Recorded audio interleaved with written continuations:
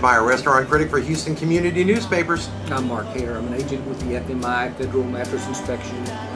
Don't tear the tag off that mattress. Pretty You'll be in important, big trouble. Tell you.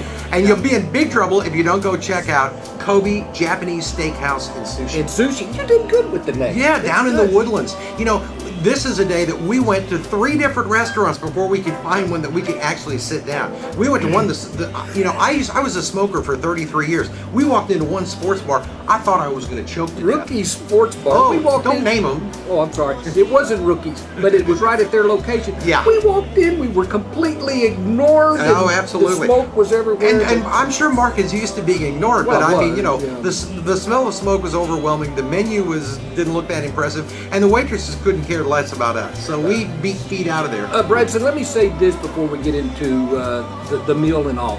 We almost died on our way to the Kobe place because I was trying to merge into traffic, and this white van, Brad, Nobody blink our cares. light on. We're here They to talk slow about down restaurants. and- We went to another restaurant and we tried to walk in there, but as impressive as the exterior was, the minute you walked inside, it was less than impressive. Well, It if you wasn't know, impressed if at we all. consider it less than impressive, it was pretty it bad. had to be down in the dumps.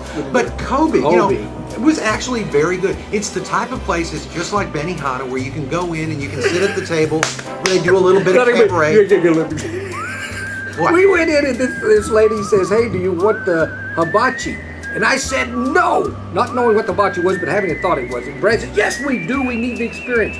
That's where they chop food and throw the knife in the air. They got the big grill. But big Brad, grill. I didn't want to go because the last one of those we went to, you embarrassed me. You kept telling the knife thrower guy, "Can't you do something better than that?" I didn't. I said it to you, not to him. So let me He didn't finish this, speak Brad. It's English. important. We went in there, and Brad looked at who we were going to be sitting with around this stove, and he said, "No, we don't want to eat here." It was a grandmother and like 3 grandchildren or something. I mean, they looked pleasant enough, but you know, I just don't want to Brad, sit there you forever. walk off and leave me standing looking at him, and I tell this lady, "Look, it was nothing personal," and she said, "That's not the way I see it." Yeah, it was very personal as a matter. So we went to a table where you order off the menu, they cook it, they prepare it, and they bring it to you.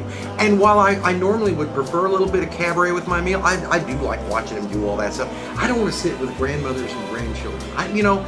A couple of fashion models, some captains of industry maybe, some people that we could interact with, not grandmas and Is grandkids. cabaret where they do the high kick and all? What Cabaret that? is just some sort of interesting activity that's Our done waitress in the fullness was of really life. nice, by the way, and she was recommending what to order. And I was looking at the rolls, Japanese rolls, and I didn't understand they were sushi chops and stuff.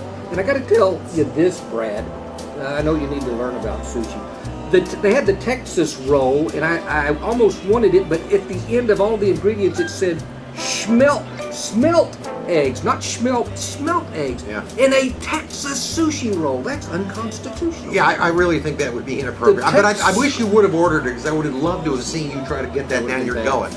Would have been a problem. And then they had the Texas Ranger, Brad, and it looked like I could eat that, but the lady could kind of look at me and see. But we ended up getting normal food. I think we got steak and I got steak and shrimp. Steak and shrimp. I got the teriyaki steak, and when I ordered it, the girl said, "Oh, that's good." Because she knew I wasn't going to go with the smell. Absolutely, and it was very good. Now, if you've heard of Kobe beef. Kobe beef is high-end, expensive Japanese beef. It was before the radiation, so it's They have good their own quality stuff. apartment rooms, each cow. I think they're very contented. They are contented cows. The food is very good. The atmosphere is kind of plain, a little generic. There was there, a cop but sitting behind me. I don't. yeah, but food's very good. I would recommend going there for lunch or for dinner. We got a salad, which I didn't know I liked Japanese salad Ginger. dressing. It's a ginger salad It was dressing. good. Yeah. And we got some refried rice with it and some vegetables. And I didn't know what one of my vegetables was. Vegetable. Refried rice? Refried. I don't think so. I think it was fried. That was at the Mexican Some place. pork, yeah. No, that was refried beans. This Mark was is fried losing rice. it completely. I didn't eat- but I'm surprised you Kobe even Japanese listened to me. Steakhouse, place you need to go to. And other places you need to go to is anybody that's showing one of these little certificates.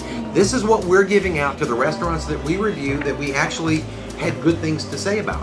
So if you go to a restaurant, look for this, and if they don't have it, ask them why. Right, there That's what I is say. rare as lizard teeth. These That's things right. are. You don't see them very often, Not and that often. most people are just laughing at us and probably throwing them in the trash. but you ask for them. The Kobe place over on Sawdust Road, Kobe Steakhouse and Sushi Restaurant, very good. I don't even like Japanese food, but I like this stuff. Yeah. How do you feel about Japanese people? Japanese people overall, I feel so sorry now for all the stuff they've been through and all that's bad. So I don't even want to say anything funny or even talk in Japanese. Bringing it down. Bringing it down. Remember Gilbert? No, Godfrey? I'm not going to talk about Gilbert Godfrey. What an idiot. Hi, I'm Brad Meyer, restaurant critic for Houston Community Newspapers. Mark Hayter, columnist for the Courier and the Villager. And he's not Japanese. I may not be a columnist anymore. Bon appetit. We'll see you later. See y'all later.